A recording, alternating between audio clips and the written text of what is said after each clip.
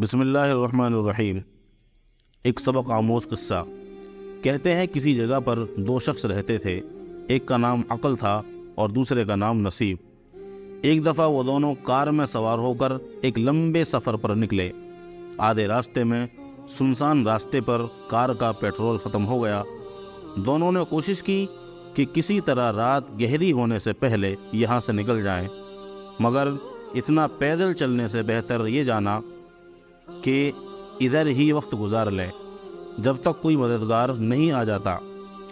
عقل نے فیصلہ کیا کہ وہ سڑک کے کنارے لگے ہوئے درخت کے نیچے جا کر سوئے گا۔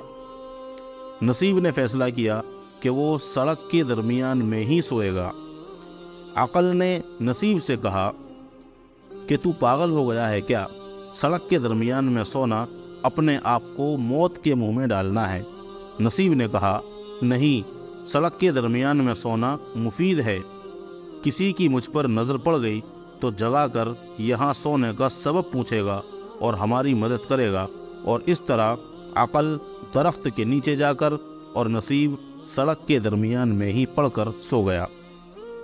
گھنٹے بھر کے بعد ایک بڑے تیز رفتار ٹرک کا ادھر سے گزر ہوا۔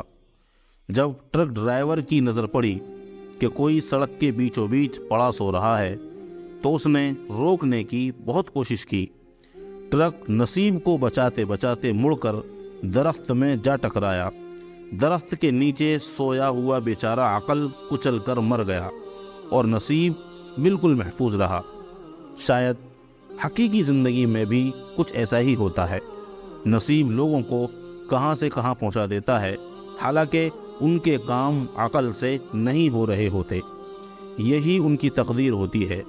بعض اوقات سفر سے تاخیر کسی اچھائی کا سبب بن جایا کرتی ہے، شادی میں تاخیر کسی برکت کا سبب بن جایا کرتی ہے، اولاد نہیں ہو رہی اس میں بھی کچھ مصلحت ہوا کرتی ہے، نوکری سے نکال دیا جانا ایک بابرکت کاروبار کی ابتدا بن جایا کرتی ہے۔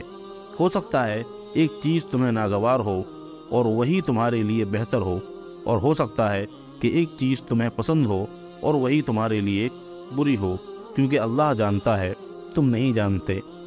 تو دوستو، نصیب اور عقل میں یہی فرق ہے۔ ہمیں ایسا محسوس ہوتا ہے کہ کوئی چیز ہمارے لیے اچھی ہے لیکن حقیقت میں وہ بری ہوتی ہے، اور کبھی کبھی ایسا ہوتا ہے کہ کوئی چیز ہمارے لیے بری ہے لیکن وہ ہمیں اچھی لگتی ہے۔ اس لیے اللہ جو فیصلہ کرتا ہے بہتر کرتا ہے، اسی لیے اللہ کی مرضی کے مطابق زندگی گزارنی چاہیے اور ہر حال میں اللہ کا شکر ادا کرنا چاہیے۔ تو دوستو، یہ تھا ہمارا آج کا قصہ۔ امید ہے آپ کو پسند آیا ہوگا۔ ویڈیو کو لائک کریں، اپنے دوستوں میں شیئر ضرور کریں۔